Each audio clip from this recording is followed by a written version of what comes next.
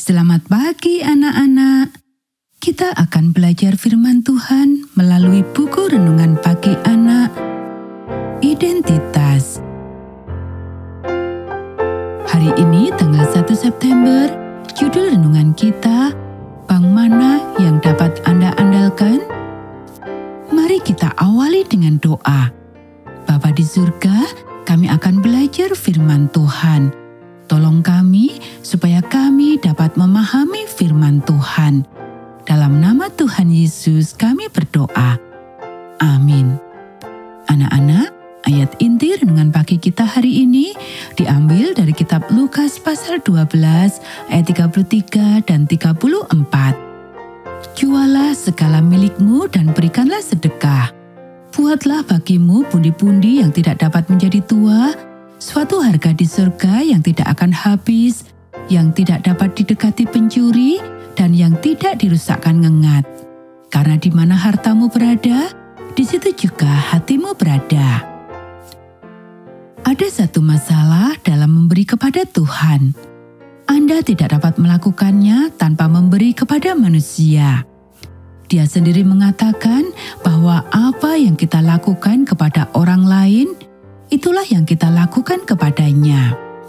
Jadi, jika Anda berpikir bahwa dia adalah gadis muda yang diselundupkan melintasi perbatasan Nepal, dia adalah anak yang kelaparan di New York City, dia adalah wanita yang diserang di Darfur, pria di suatu tempat yang rindu untuk mengetahui lebih banyak tentang Alkitab, memberi menjadi lebih mendesak, bukan? Dan itulah karunia yang Tuhan ingin berikan kepada kita, kemampuan untuk melihat orang lain sebagaimana Dia melihat mereka. Nilai inti yang mendalam bahwa dalam ekonominya, uang bukanlah apa-apa. Manusia adalah segalanya.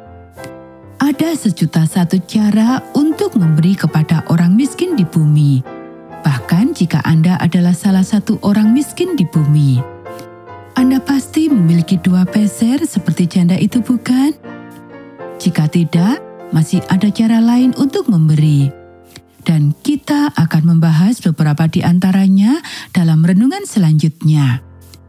Hal yang paling penting untuk dipertimbangkan dalam memberi kepada orang lain adalah perasaan mereka, harga diri mereka.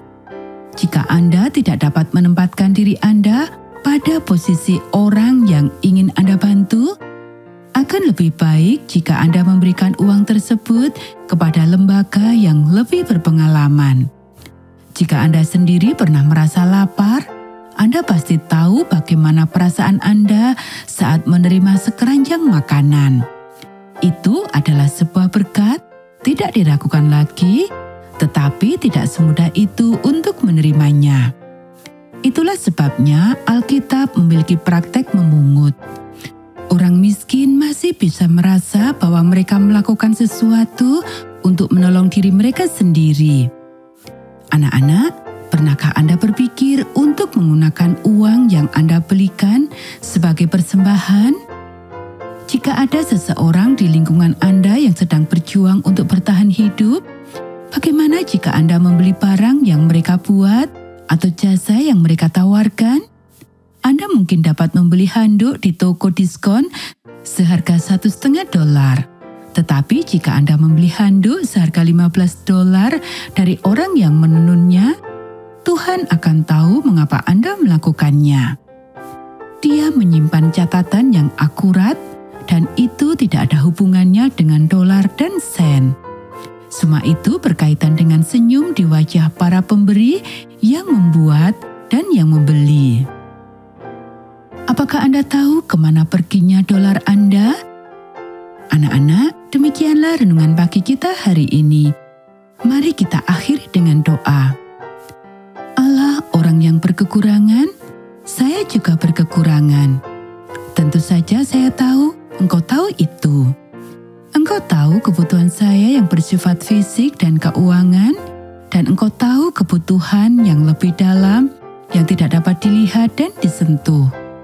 Tolonglah saya untuk memberi dan dengan demikian menerima dan diberkati. Amin.